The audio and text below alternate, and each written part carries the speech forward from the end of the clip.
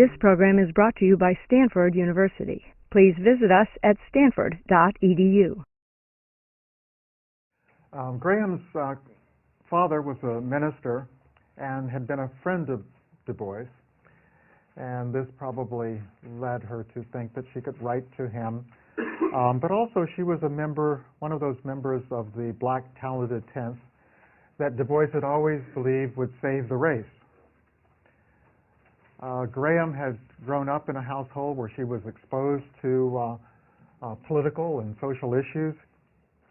She had watched her father stand in the pulpit of his AME, that's African Methodist Episcopal Church in New Orleans, with a loaded gun, prepared to defend his congregation from a mob threatening to drive him out of town because of his activist preaching.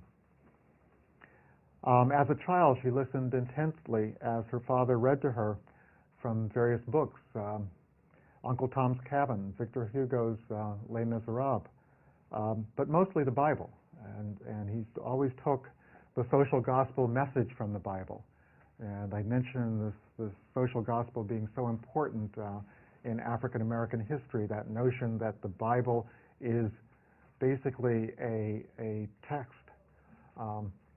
urging Christians to sacrifice for social justice.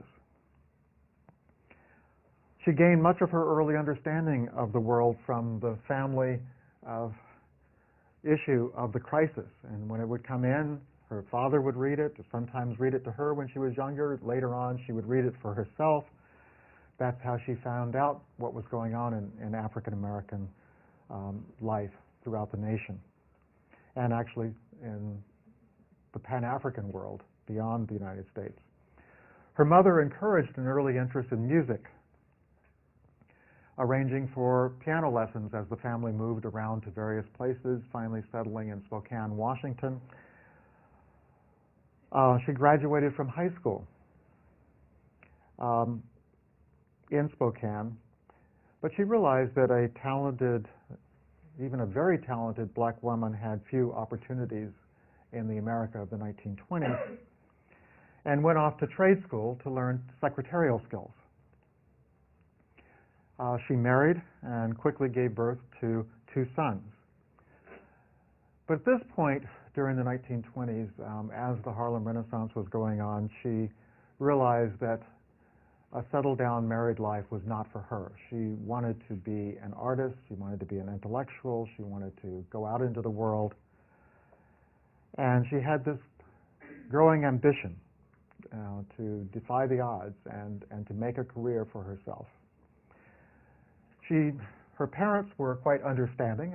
They took her 2 kids and agreed to care for them while she went off to Paris.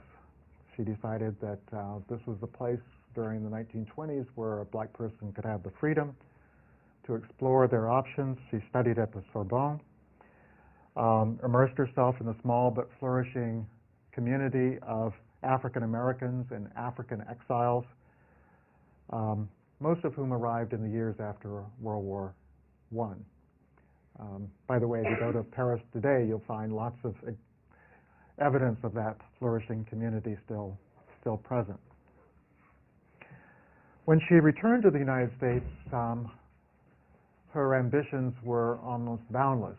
She was determined to write an ambitious epic opera that would use the African music that she had learned more about while in Paris, and African American music and dance to illuminate the history of black Americans. Now, obviously, a black woman who takes it into her head that she's going to write operas is going to have a hard time supporting herself, but she was able to teach music, finally get a job as a music librarian at Howard University, and then as a music and drama teacher at Morgan State while she worked on her opera. And she was able to convince a group in Cleveland to actually produce the opera in the midst of the Depression. This is 1932, which did have the advantage that there were lots of people looking for even a small wage to appear in her opera. So she had a cast of 500. It was the first opera or musical written by an African-American woman. And it was a great success. It actually, you can go back and look at newspaper accounts. The reviews were quite positive. No one had ever seen anything quite like this. This was at a time when there was an African-American presence on Broadway, but it was mostly musical comedy, kind of not to be taken very seriously. And here this woman was trying to present a positive picture of African American culture going back to the African past. Now, she had already achieved this success, but she felt that she needed something else. She needed some formal training in music, so that's what led her to Oberlin. And she also decided that she needed some help in terms of her career, and that's why she reached out to Dr. Du Bois. And this letter, which Awele will read, this again is 1932, Shirley Graham to Dr. Du Bois.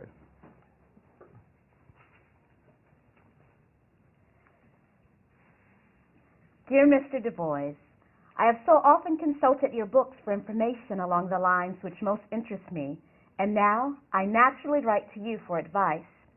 In June 1935, I hope to take my master's degree from Oberlin College in Music History and Fine Arts. It is my belief that music history, in its proper historical as well as artistic setting, should hold an important place in our Negro colleges. For so long have our schools been trying to send our students who could sing and play that few of our administrators are going to see the importance of this approach to music. I'm faced with the problem of finding the place where I can put these theories into practice, and so I'm writing to ask you if you could suggest a college where such a department might be seriously considered. It is true I'm deeply interested in dramatic musical composition. I hope yet to write an opera which will reveal the souls of black folks in music. I've been willing, however, to go back and prepare. In the meantime, I'm writing a thesis on the survival of Africanism in modern music. I should deeply appreciate it if you would suggest any material relating to this subject. I read French with ease and German with a dictionary. I trust that this letter does not sound presumptuous. It isn't meant to be. I believe that you'll forgive an enthusiasm for a work which I believe is needed and will bear much fruit. Sincerely, Shirley Graham.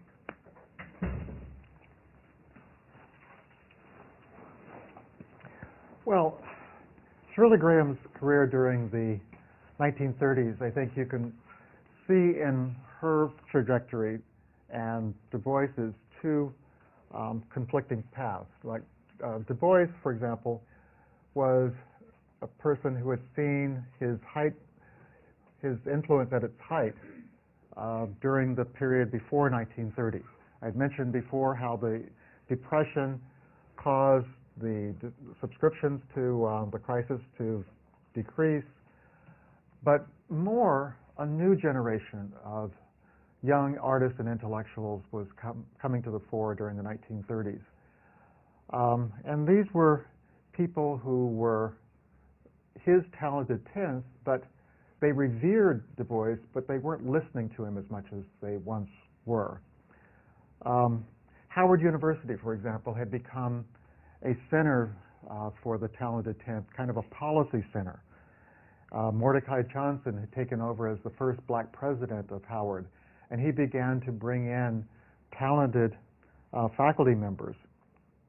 Many of these people had scholarly credentials that would have gotten them teaching positions at Stanford and other leading places, if not for the race barrier of that time. So for that generation of black intellectuals, Howard was the pinnacle.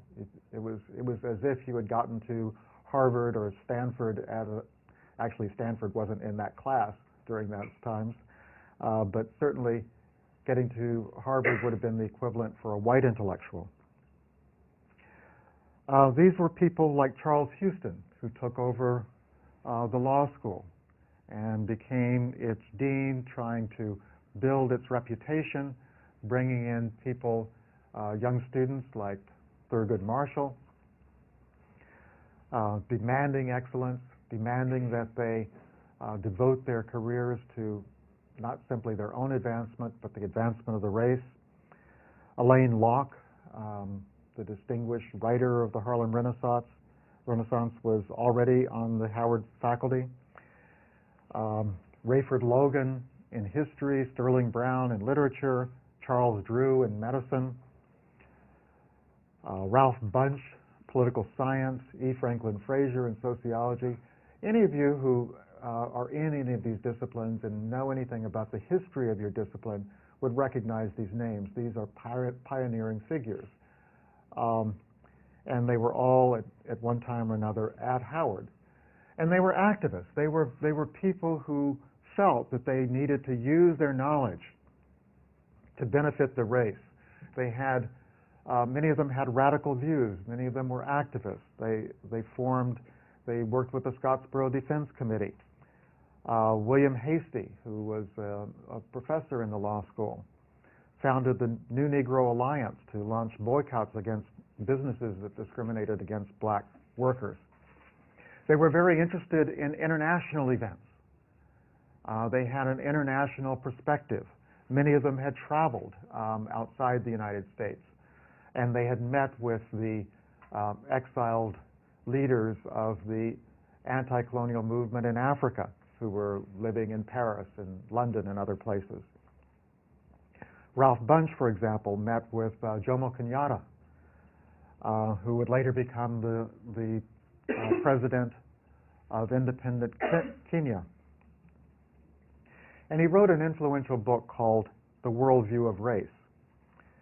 And he predicted that racial conflict would soon give way to a gigantic class war, which will be waged in the big tent that we call the world.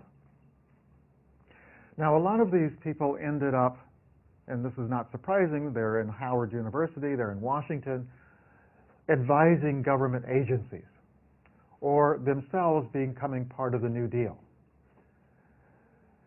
So Du Bois, he is kind of sent off to Atlanta, which at that time was certainly not the intellectual center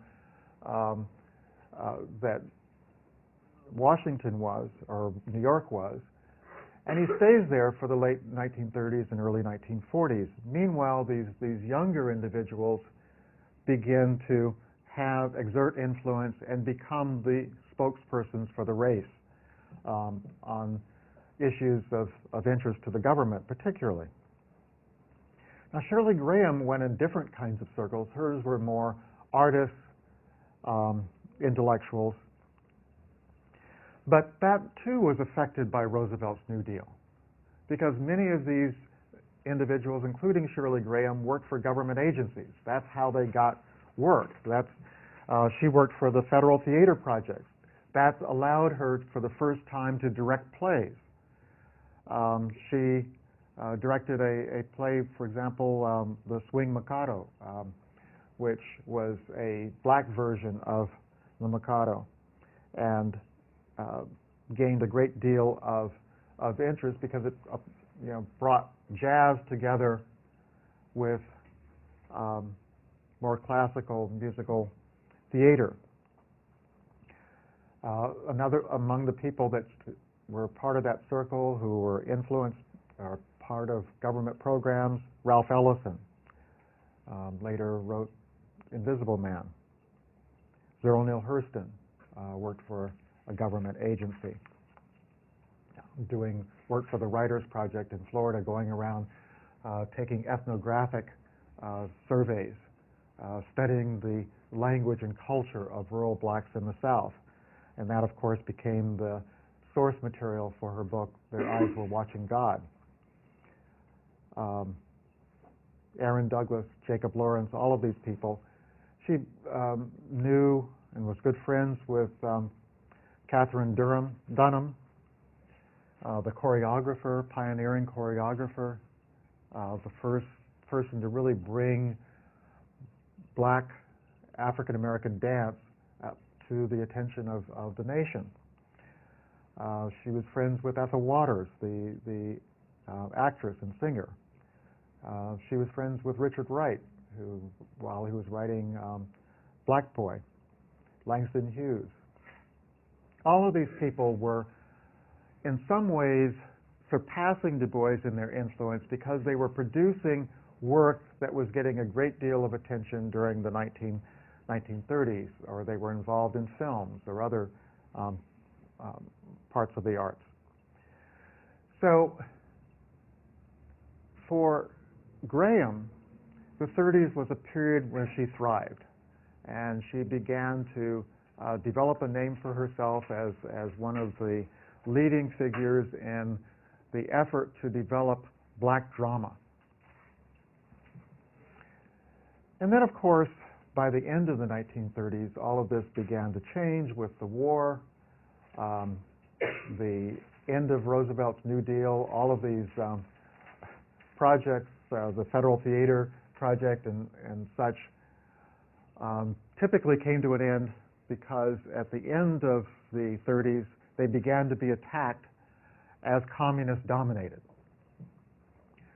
For example, the Federal Theater Project was basically gutted by Congress because they felt that many of the plays had a left-wing orientation. Many of the people involved in it were left-wingers, and this was certainly true of Shirley Graham and many of the people who worked with her. They did have a notion that theater should be used as a way of protesting against conditions in society, trying to change the world through the arts.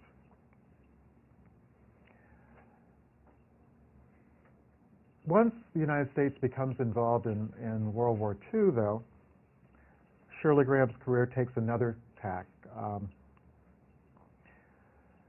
From the beginning of the war, she is moving toward the left, and this complicates her attitude toward the war because at first, during the late 30s, there was a desire to bring the United States into the war on the side of the Allies after the war starts in 1939, in part because they saw the Soviet Union as the eventual target of Nazi Germany. However, when the Soviet Union and Germany sign a peace treaty, basically non-aggression pact, then that changes the situation in the United States. And many of the people on the left wing now decide that the war is really a war to destroy, not a war to destroy the Soviet Union, but really a war among the imperialist powers. All of this gets resolved, of course, when the Japanese attack Pearl Harbor and the United States is involved in the war, and also when Germany attacks the Soviet Union and breaks the pact, and the United States enters the war on the side of the Soviet Union. And that opens up lots of possibilities for people such as Shirley Graham. They were able to support the war effort wholeheartedly, and for her that meant going to work for the USO. How many of you know what the USO? It kind of provides recreational outlets for soldiers. And during the war, she was assigned to go to Fort Huachuca in Arizona.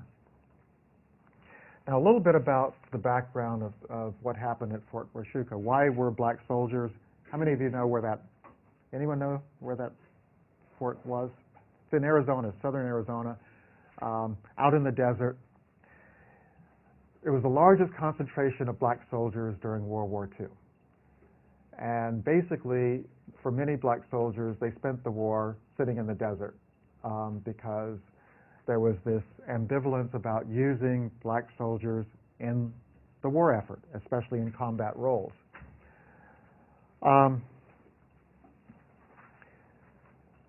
During this period,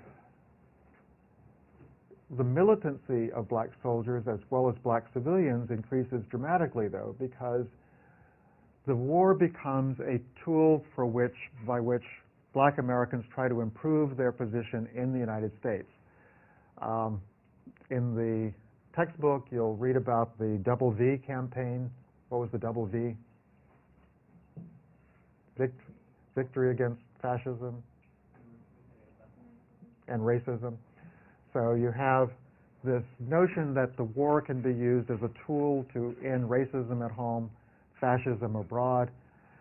And for internationalists like Shirley Graham, the war is also going to end colonialism, because how can the Allies say that they are fighting for democracy, self-determination, and the leading Allied powers are imperialists? England, France have colonies. And indeed, during the war, they begin to rely on African Americans in the United States and colonial soldiers abroad, and in France in particular, to fight the war. Indian soldiers become part of the English army. So you can imagine the position of soldiers both in the United States and fighting on behalf of these imperialist powers. They're basically saying, well, look, we might fight the war. First of all, if we get drafted, we have to. But we also want to use the war as a way of advancing our station once the war ends. And they began to demand the end of colonialism, and in the United States, the end of racism. So you can see what's happening during the war is this building up of expectations about what the war will accomplish. And this is fed by documents such as the Atlantic Charter, which is Churchill and Roosevelt get together and decide what are going to be the war aims of the Allies. And they talk about things such as democracy, self-determination. And so they put this forward as a justification for the war and why the Allies are really superior to the Axis powers.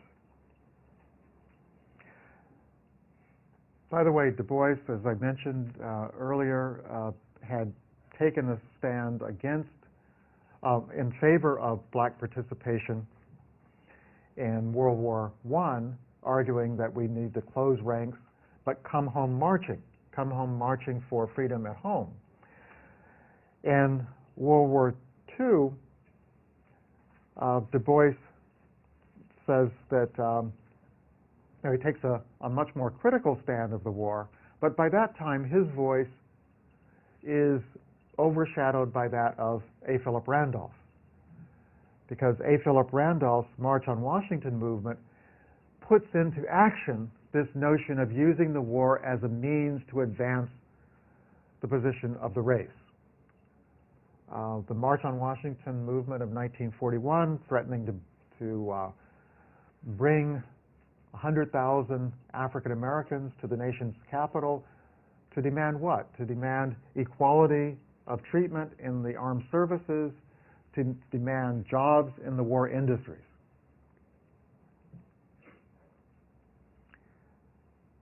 Randolph says, Negroes made the blunder of closing ranks and forgetting their grievances in the last war. So he's referring directly to Du Bois. We have resolved that we will not make that blunder again.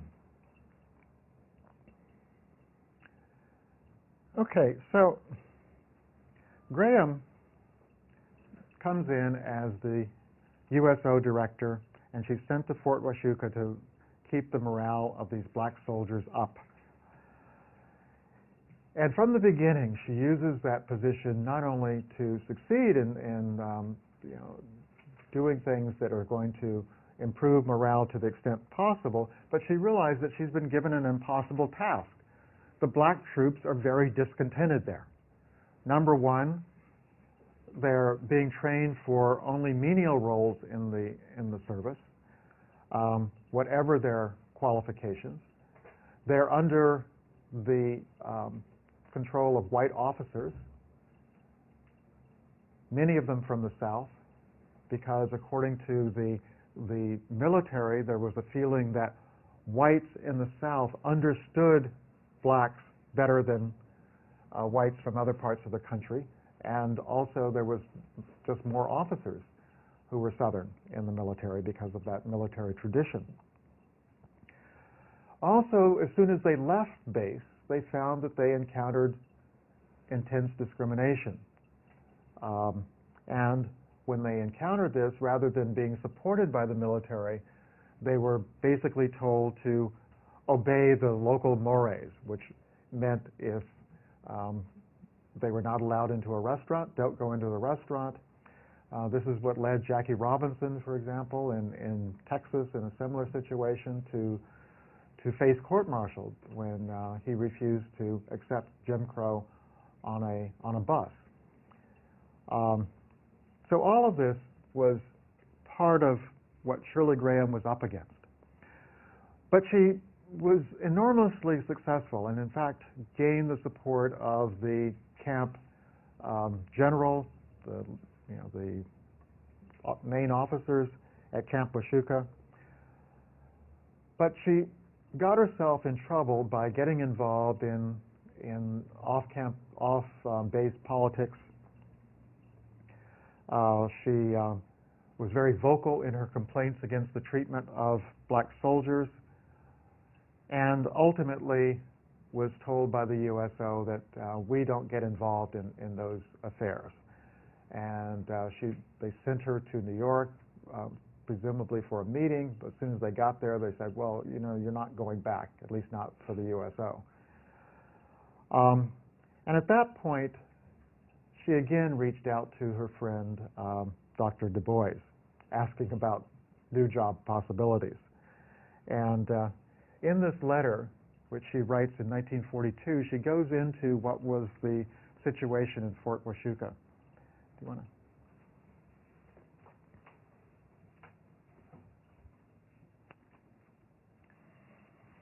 My dear Dr. Du Bois, someday I'm going to write a play about myself, and it will be the season's comedy hit.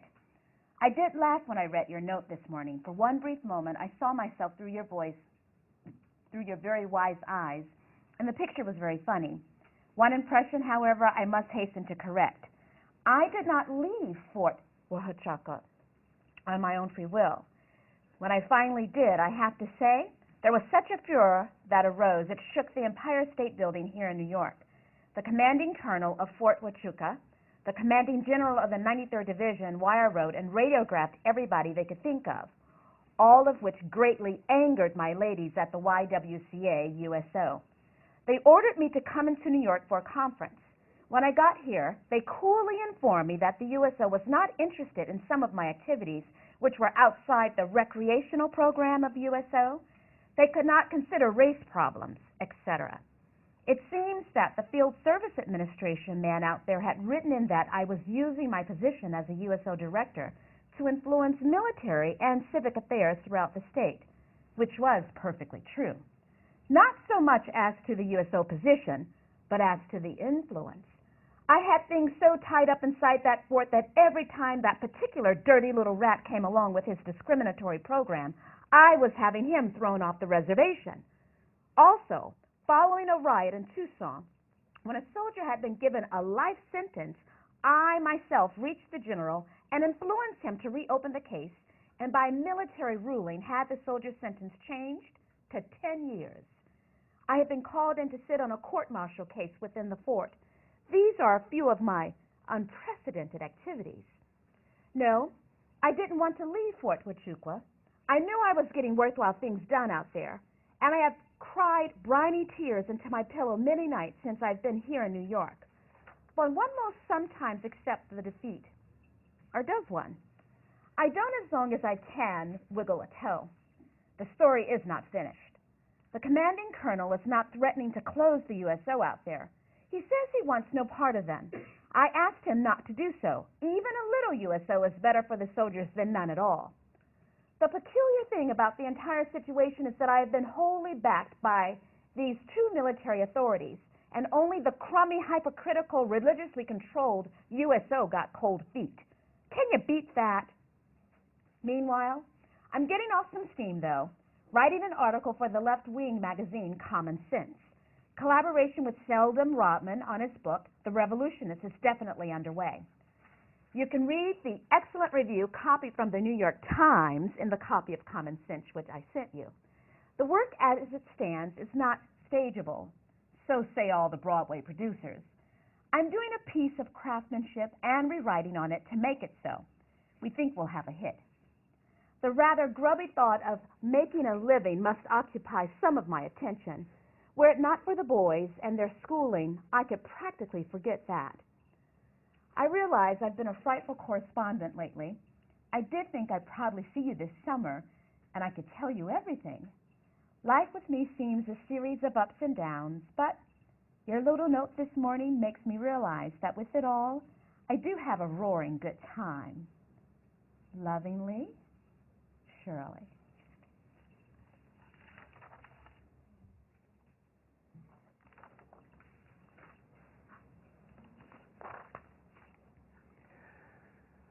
As mentioned in the letter to Du Bois, Shirley Graham was writing a great deal during the early 1940s and particularly during the World War II period. And you can see from her pieces the way in which her thought was moving more and more to the left and more critical of the policies of the government. For example, in that Common Sense article that she published in 1943, she said, the whole world and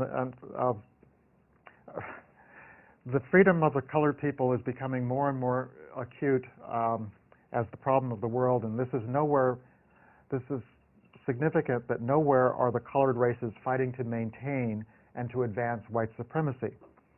The determination of India has strengthened all dark peoples. Regardless of what may be the objectives or aims of other groups, colored people are fighting for freedom.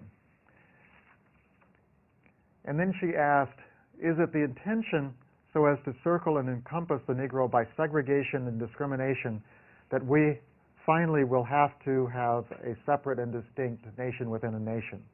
Even if this were desirable, possible, is it desirable in a democracy? And then she goes on and says, the first soldier killed in the American Revolutionary War on Boston Common was Crispus Attucks, a Negro. In World War II, the first American soldier killed at Pearl Harbor was Robert Brooks, a Negro. Now the American Negro is beginning to ask questions. What does it take to make me a citizen of the land in which I was born? I have been loyal. My father was loyal before me. We have fought in every war. We have worked, performed the most menial and hardest of tasks. My children are educated. I have paid taxes. Now I am called to die for freedom. What of my children's future? 2/3 of all the world, people in the world, are waiting for the answers. A few months after that article appeared, Harlem exploded in racial violence. One of the a number of incidents of racial violence during the war, fed by black-white conflicts over jobs, housing. In New York case, the rumor that a white policeman had killed a black soldier. Shirley Graham wrote, it was the most fantastic, unbelievable night anyone could imagine. And this was a letter to Mary White Ovington, one of the founders of the NAACP and a person who became one of her friends. The $5 million worth of damage done is no exaggeration. Streets look as if they had been bombed. Later, in a police car, she reported, equipped with a loudspeaker, NAACP leaders Walter White and Roy Wilkins drove through the street saying, the soldier is not dead. Justice will be done. Go home. Stop.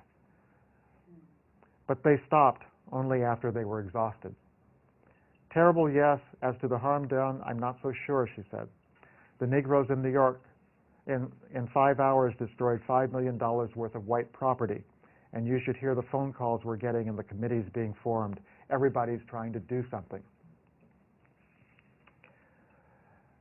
At the time when she wrote about the riot, and by the way, in the textbook you see that there was a much more serious, sustained riot in Detroit, fueled by the conflict over jobs in the auto industry, and the number of people coming into Detroit trying to get jobs and trying to get housing led to a race riot that went on for several days. Troops that were needed for other reasons were sent into Detroit, kind of the similar situation to 1967 when in the midst of the Vietnam War, Thousands of troops had to be sent into Detroit at that time. So this conflict fed the radicalization of Shirley Graham, and she decided to take a job with the NAACP organizing chapters across the nation. And in this brought her together with another woman who I'll lecture on later in this course, Ella Baker, who also had the same job, both of them going around the country trying to organize chapters for the organization. And it's significant in both of these cases. You have black women doing the work of actually organizing these NAACP chapters, while almost all of the leaders of the NAACP were men. And the conflicts that developed between the kind of grassroots perspective of someone like Shirley Graham or Ella Baker, I think contributed to the later conflicts that we'll talk about when we get to the 50s and 60s, with the NAACP distrusting grassroots activism, even though they need to have the support of masses of blacks at the local level to send in their dues. But they wanted them to basically be passive members of the organization and allow the organization to be directed from New York. For Graham, this doesn't last very long. She stays there for about a year, but she does succeed enormously in building new chapters. The NAACP membership goes from about 40,000 to about 10 times that number by the end of the war. This is the largest that the NAACP ever gets, including today, in terms of its membership. And this is largely because of this growing sense, this growing agreement among African Americans that they need to take to use the war to advance the race. At the same time she's working for the NAACP, though, Shirley Graham does something in secret, which she joins the Communist Party. And it's never quite clear when this happens, but certainly by the end of the war, she's a member of the party and part of a small but vibrant community of communists in Harlem. Now, as I mentioned in the previous lecture, the Communist Party was a very dynamic force during the 1930s. By World War II, it was less significant as a political force, but it still had a great deal of influence within the black community, primarily because many of the artists and intellectuals were either part of the party or close to the party during the late 30s and early 1940s. And when the war began, it was possible to have a career and still be a communist because, after all, the United States was fighting on the same side as the Soviet Union. They were our ally. So someone like Shirley Graham could be a communist, at least close to the communist, but it's significant that even then she did not publicize the fact of her Communist Party membership. It's possible, actually, that Walter White and other NAACP leaders knew that she was a communist. I mean, one of the things that was also true during the 30s and 40s is that many people who were non-communists used communists because they were great organizers. That was one of the things they were very good at. So the CIO, the unions, the auto workers, the steel workers, many of the people at the grassroots level at trying to organize unions in the factories were communists, and it was tacitly acknowledged even when the leaders of the unions were not communists because they did their work well. Similarly, for the NAACP, as long as Shirley Graham was out bringing members into the organization, they were willing to tolerate her leftist ties. However, her biographer has pointed out that those ties were not unnoticed by the Senate Internal Security Subcommittee even then, which listed her as quote, one of the foremost propagandists of the communist cause in the United States and a leader of communist agit-prop work among Negro Americans. What they mean by agit-prop, theater designed to deliver a political message. After leaving the NAACP, Graham found work as executive secretary of the Brooklyn Interracial Assembly. This was one of the protest groups formed during the war, campaigning against police brutality, for housing opportunities, health care, jobs. She also began a career, surprisingly, especially for that time, successful career as a writer of popular biographies. She decided that she was going to write a biography of George Washington Carver, the scientist, black scientist, as a way of conveying mainly to teenagers, especially black teenagers, something about black history. And once she wrote this book, and she found that she could write very fast, kind of amazingly so for those of us who struggle for years on the same book, that she could put out these books very rapidly, and they sold well. She went on to write one about singer-actor Paul Robeson, abolitionist Frederick Douglass, and finally she turned to her old friend Dr. Du Bois and wrote a book about him. And these books gave her enough income for the first time in her life. She gained the economic security that she had never had. She was then able to actually provide some support for her two sons. But this was too late for her to reestablish connections with one of her sons, Robert, who died of tuberculosis in 1944. She was devastated by this and obviously felt enormously guilty about abandoning her son, letting her parents raise him. And when he dies, this leads her to even more immersing herself in a political life.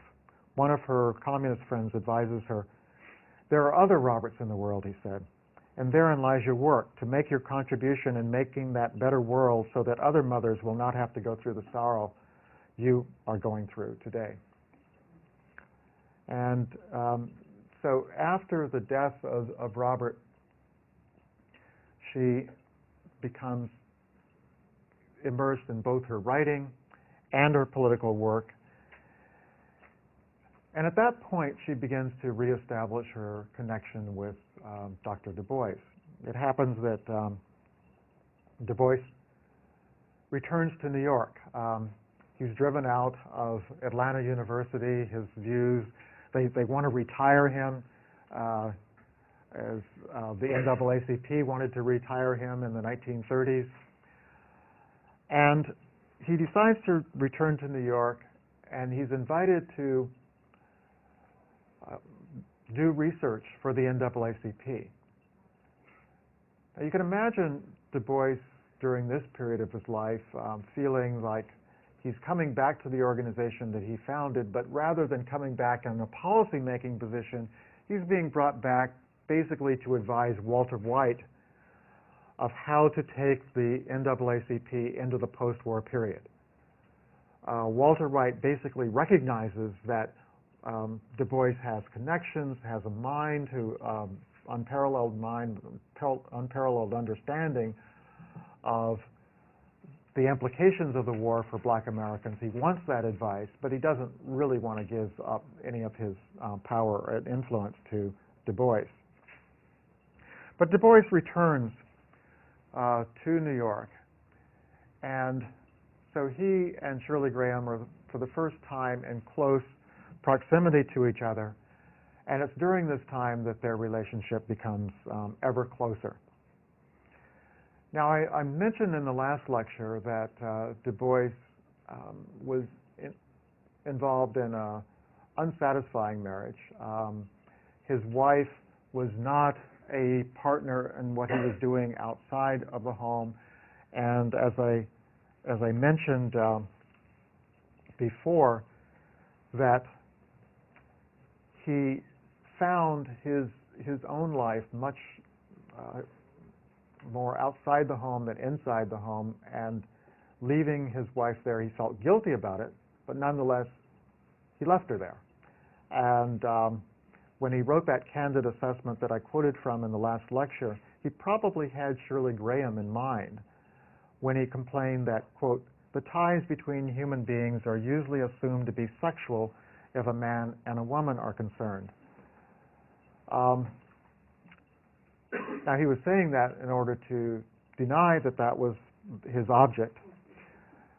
But in any case, their correspondence does suggest that their relationship was becoming ever closer. The early letters, as you've heard, he writes to Miss Graham. By the mid-1940s, it's "My dear Shirley." And in one of these letters, he suggests that they arranged to spend weekends together. In one note, Du Bois asks Graham to spend the night with him during a weekend stay in Manhattan. Yet, although the relationship had become romantic, it is not evident that their relationship was sexual. Given his frankness about other matters, I'm inclined to believe him when he wrote that, quote, "Sex indulgence was never the cause or aim of his friendship with women," especially, and he included in that group dreamers toward a better world, which I think is a reference to Shirley Graham. Now, whether or not the relationship was sexual, and there's biographers could differ over that, it was definitely intensely political. Shirley Graham drew Du Bois into her left-wing world, introducing him to artists and intellectuals who were party members or what was then called fellow travelers. And these people included individuals such as Paul and Essie Robeson, who I will discuss in Thursday's lecture. Max Jurgen, the founder of the Council on African Affairs, along with Paul Robeson. I mentioned the Council on African Affairs, founded in the late 1930s to focus African American attention on the anti-colonial struggle going on in Africa. Max Jurgen, by the way, would turn against the communists. He one day walked into the FBI and basically changed sides in the Cold War. One of her friends was the white historical novelist Howard Fast, who had encouraged her to begin writing historical books on her own. New York City Councilman Benjamin Davis, probably, I think at that time, the only elected communist in the United States. Marvel Jackson Cook, who had once assisted him on the crisis and later became a writer for the communist newspaper People's Voice. And Herbert Aptheker, a white communist historian, graduate of Columbia University, who was to make a name for himself, who became Du Bois's research assistant at the NAACP, and later made a name for himself as one of the leading historians of African American life. Some of you may know that Herbert Aptheker was a pioneer in writing about the freedom struggles of African Americans. He wrote his honors thesis on American Negro, his dissertation on the American Negro slave revolts at a time when most historians emphasize the docility of slaves. Du Bois of Aptheker also wrote a monumental documentary edition called Documentary History of the Negro People in the United States, a 7-volume documentary history, which for my generation of historians was one of the basic books we had available in the early 1970s when I began graduate studies. If you wanted to get something more than the mainstream interpretation of African American life, one of the places you went to was Herbert Aptheker. As a Jewish communist, he brought a perspective to the study of African American life which many of us found quite appealing. It happens that for many of us who work at the King Institute, he also became a person who spent a lot of time over at the Institute on this campus late in his life. He became our kind of volunteer editor, helping us with editing the papers of Martin Luther King, and just would come in at least once a week and spend a few hours working with us and giving us the benefit of his long experience doing documentary editing. When he passed on, we decided if you go over there today, you'll find that the library is called the Herbert Aptheker Library because of his contribution.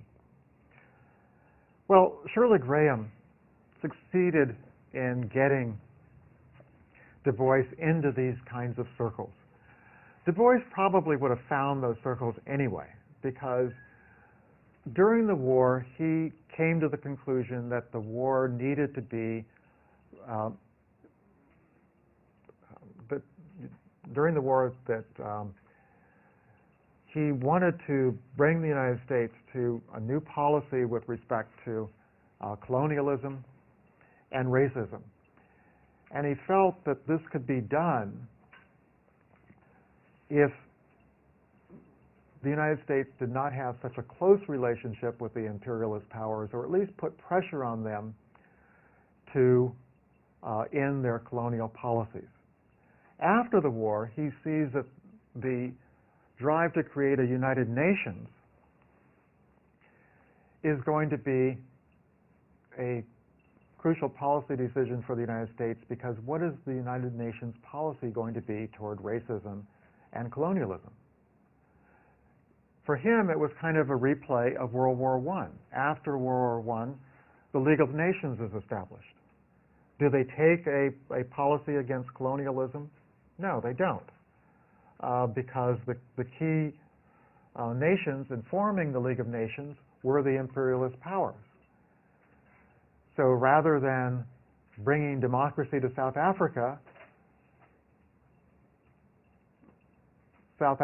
becomes the problems of South Africa become the problems to be dealt with by England and France primarily, and the United States secondarily. He wants to make sure that after World War II, this does not happen with the United Nations. Now, Graham also was trying to get Du Bois to come into the Communist Party. I think this is clear from a 1945 letter that we've found, that she writes to communist leaders urging the recruitment of Du Bois, arguing that guiding and shaping of this one man will be reflected in the lives and actions of thousands of other people. And this letter has been used as a way of saying that, well, what is her motive in terms of trying to become friends with Du Bois? Is it trying to, she's long admired him, and in fact, later on she says that she really was in love with him from the 1930s on, or is it more nefarious that she is really trying to recruit him into the Communist Party? Well, I think it's clear when you look at all the letters in context that she first of all wanted to have a relationship with Du Bois. She wanted to become closer to him. The issue of recruiting him into the Communist Party, first of all, she fails. He remains skeptical, and this skepticism was rooted in his unparalleled understanding of African American history, because he's basically skeptical of the notion that white and black workers will ever build a revolutionary movement together. But at the end of World War II, Du Bois and Shirley Graham both agree that the Cold War is a disaster. That it's at that point that the cost of being affiliated with the Communist Party increases dramatically. Within a year of the end of World War II, the Cold War and anti-communist policies are stepped up in the United States. The Soviet Union is no longer an ally but an enemy. Pro-Soviet sentiments are now considered subversive and even traitorous. It was a political disaster because it divided the civil rights movement. It divided the forces in favor of ending colonialism. Now there were communists in support of civil rights, and there are anti-communists in support of civil rights, and they're going at each other at the same time they're trying to end racism.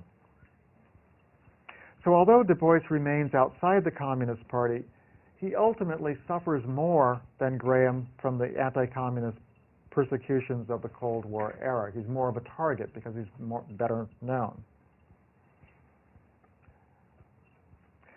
Now, what happens in the Cold War? I'll just give you, I certainly think by this time, I'm hoping that you will have read the textbook and kind of get some sense of what the Cold War is all about. The importance of the meetings leading up to the founding of the United Nations that take place right here in the Bay Area. How many of you just know who represented the NAACP at these meetings that led to the United Nations? Anyone done enough reading so far? They may be imperialist powers, but these are our allies, and we can't press them too hard. We want them to eventually end colonialism, but it has to be in a gradual way. And we definitely don't want the United Nations taking a position against any kind of colonialism. Why? Well, the United States has its own colonies. I mean, at this point, the Philippines are still a colony of the United States, even though after the war they gained their independence. Well, the representatives are Bethune, Mary McLeod Bethune, comes Walter White, and Du Bois. And clearly, Walter White saw himself as the spokesperson for the NAACP, but Du Bois wrote the position paper. He writes an appeal, and it basically argues that the United Nations should take an explicit stand against racism and colonialism. What happens at the meetings, though, is that this appeal gets support from the Soviet Union, but not from the United States. Because the Soviet Union sees this as a way of basically turning the tables on France and England and saying, you need to take care of this problem that you've got, and presenting itself as the friend of the anti-colonial forces, while at the same time the United States is saying, we don't want the United Nations intervening in what are essentially the domestic affairs of these European nations. They're going to take care of their colonial problem, but it'll be at their own pace. And furthermore, the United States won't even join the United Nations if it's opposed by Southern politicians. Well, why would Southern politicians be particularly against joining the United Nations? What did they see coming down the road? Well, if the United Nations could intervene on a racial issue, what's to prevent the United Nations from intervening on the issue of segregation and discrimination in the South? So you have this, tacit agreement among France, England, and Southern politicians in the United States, all saying the United Nations should not intervene in the internal affairs of its member nations. A decision that has a lot of implications even for today with respect to the United Nations. Now a compromise comes out of this, in which Eleanor Roosevelt is named to chair a UN commission to deal with the human rights issue. And this leads to the UN Declaration on Human Rights.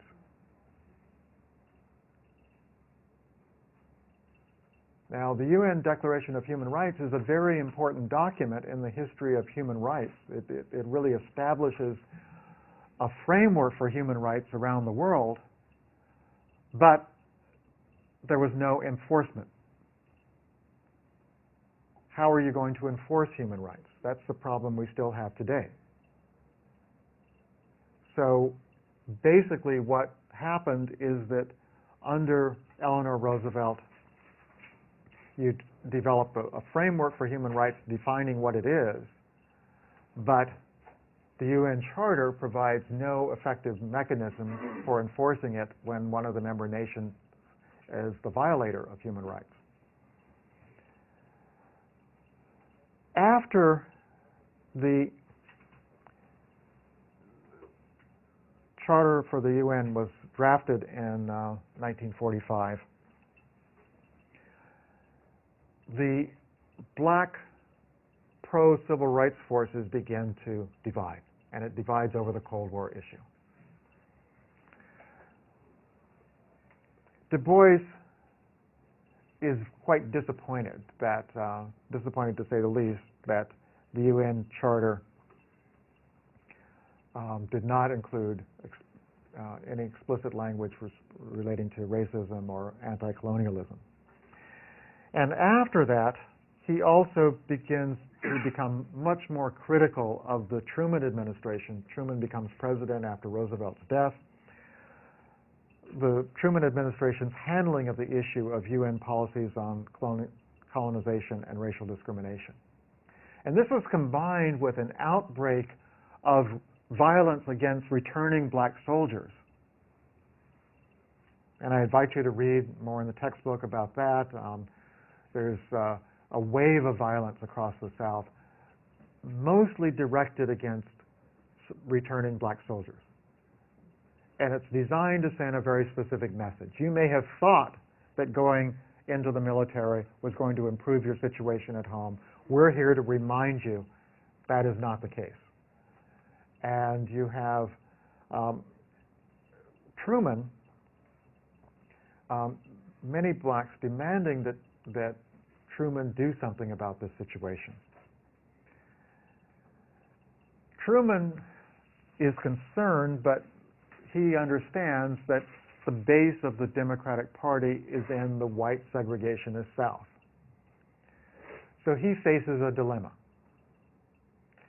And just to, the politics, I think unless you read the text, you're not going to really understand all the politics of the late 1940s.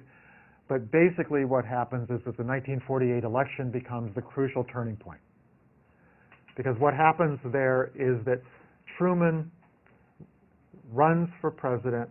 It looks like he's going to lose because he's alienated his Democratic base by having to crush a lot of strikes that happened after the war. And it's not clear how he's going to win.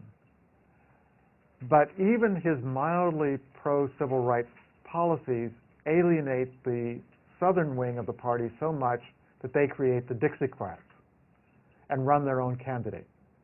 Who's that candidate? Strom Thurmond. Okay, Strom Thurmond runs as a Dixiecrat.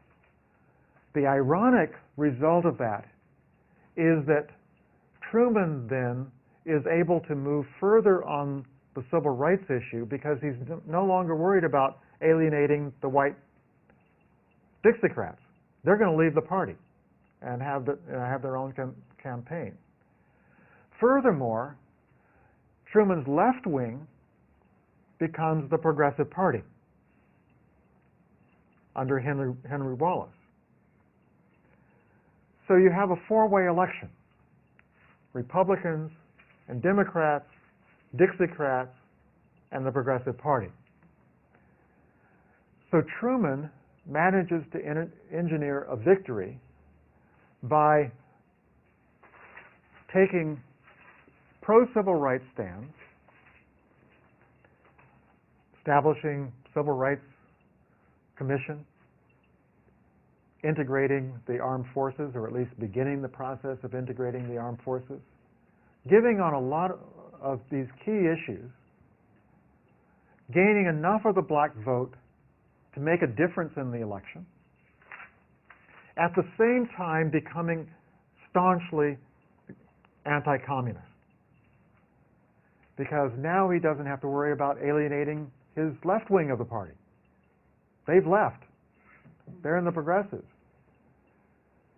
So he joins the anti-communist crusade, takes a pro-civil rights stand. Who benefits from this? The NAACP, because now they're in alliance with Truman. What they have to do is get rid of their left wing.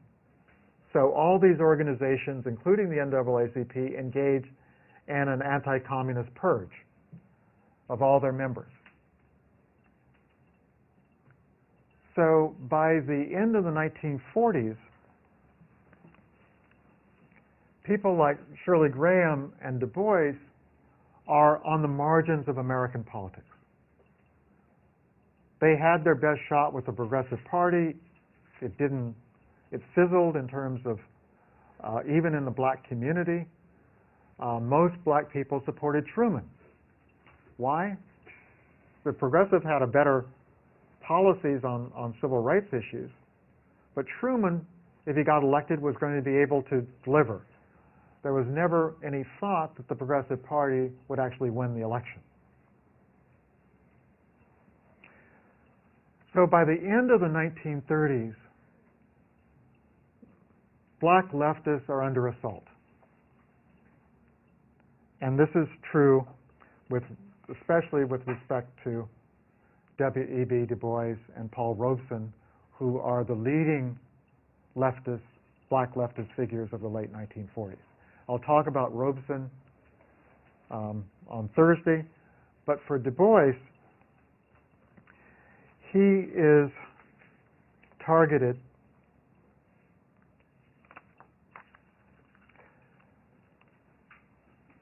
primarily because of his statements against the Cold War.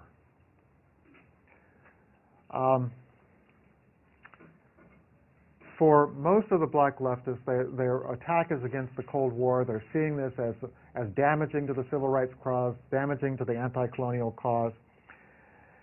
And Du Bois makes a number of statements in 1949, 50, attacking the Cold War, attacking the Truman administration. But what gets him prosecuted is when he agrees to head a group called the Peace Information Center. And the Peace Information Center tries to distribute information in the United States about calling for world disarmament and getting rid of nuclear weapons.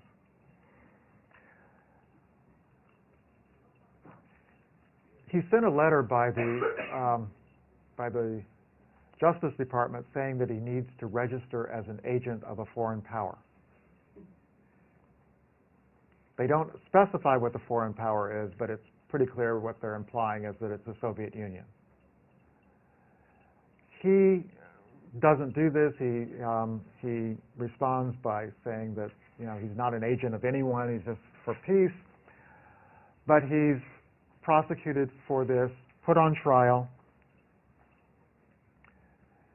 and in the midst of all of this, his wife dies.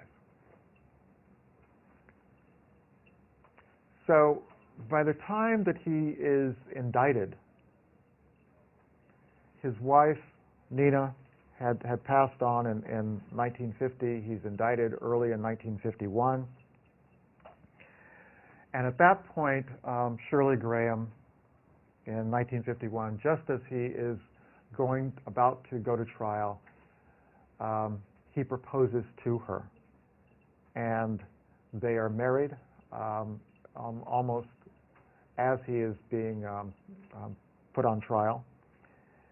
And this was the recollection of Howard Fast, one of Graham's friends, about the announcement of marriage. She said to me, "Howard, I have an interesting announcement for you." "What is it? What is that, Shirley?" She said, "Dr. Du Bois proposed to me, and I'm going to marry him." I said, "Shirley, my God, you're a woman in your 40s. Actually, she was 50, but she often lied about her age.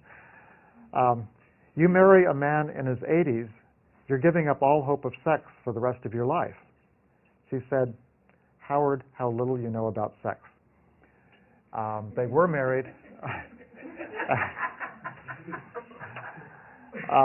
They were married in secret first because they wanted to be married before the trial started, and then they announced it to her friends, had a public ceremony. And Du Bois went on trial. He was ultimately acquitted. It was a pretty bogus trial, even in the context of the Cold War. For example, he had already disbanded the Peace Information Center because they felt that it was being targeted by the Justice Department. But the Justice Department then said, well, you still have to register it as an agent of the foreign power. If he had registered as an agent of a foreign power, he would have been subject to other laws. If he didn't register, he was breaking the law requiring him to register. So it was kind of a catch-22, and a Republican judge recognized that and basically directed the trial to lead to his acquittal. But one of the results of the trial is that his passport was taken away. Shirley Graham and Du Bois then began their life during the Cold War as a married couple. He not a member of the party, she as a member of the party. And you would think that he in his 80s would have by now decided that he had had a very rich life and it was time to move on to other things, maybe even retire. But as I will talk about in future lectures, they both have a great deal of living to do during the 1950s and 1960s, which will period that will see them becoming involved very much in the anti-colonial movement as a supporter of Kwame Nkrumah, and ultimately going to Ghana to help Kwame Nkrumah and build the first independent African nation, sub-Saharan African nation, during the early 1960s. Shirley Graham herself continues a career that brings her into many parts of the nation, many parts of the world, including China, Africa, Europe. She becomes a major figure in her own right in terms of the international campaign against colonialism. By the way, her surviving son, David Du Bois, becomes a leader of the Black Panther Party here in the Bay Area later in the 1960s. I wanted to end with just a brief selection from Shirley Graham Du Bois once she is married to W.E.B. Du Bois, and it kind of gives you some idea about what their life was like in the early 1950s. This is excerpted from His Day is Marching On, a memoir of W.E.B. Du Bois. At home, 31 Grace Court, Brooklyn. We had moved into 31 Grace Court that summer, but had no chance as yet to make it a home. Getting into the house was not as easy as we had anticipated. Arthur Miller and his family moved out of the upper duplex as soon as the final papers for the sales were signed. But upon inquiring as to how soon the lower apartment would be vacated, We learned that the Davenports had no intention of moving. They had been there 6 or 7 years, liked the place, had a lease. When we protested that the sale of the building terminated the lease, the lawyer said, "That's a rather tricky problem which can be argued." I was appalled. "Don't despair, Shirley," Paul advised.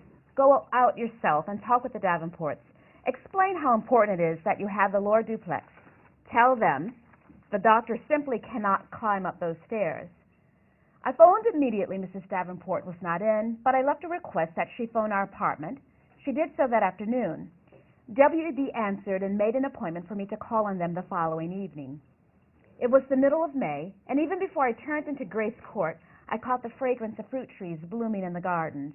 Window boxes at 31 Grace Court had geraniums and clusters of purple flowers. It was all so inviting. I was filled with misgivings, lest I fell on my mission. The Davenports received me graciously. She was a slender, pleasant, white-haired woman. Her husband looked every inch the banker. Hardly was I seated when Mrs. Davenport asked, "Who was that exceedingly charming man who answered the telephone yesterday, Miss Du Bois?" "My husband," I answered, smiling. I have seldom in my life heard such a beautiful diction. It was a pleasure to hear him speak. "Oh, that's just his Harvard accent."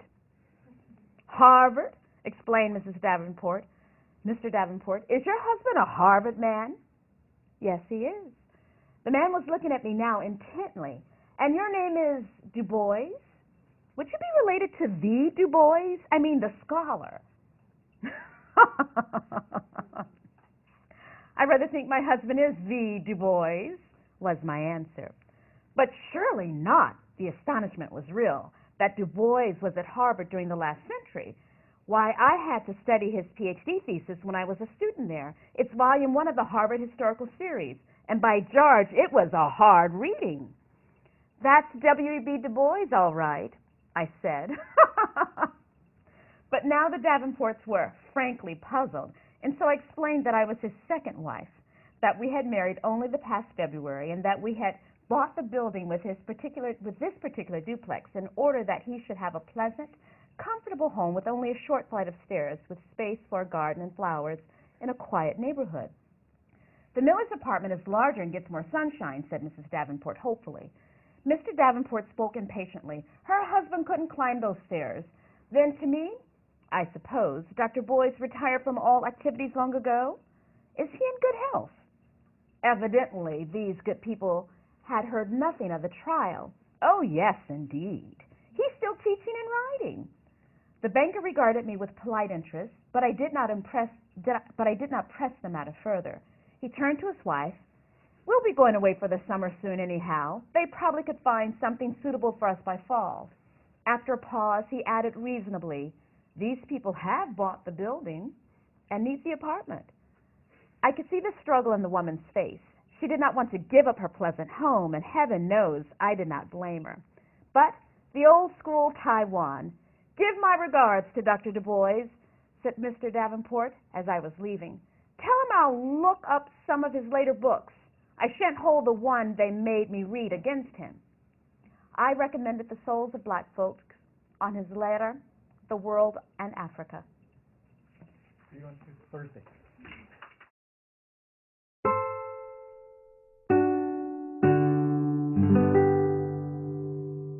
The preceding program is copyrighted by Stanford University. Please visit us at stanford.edu.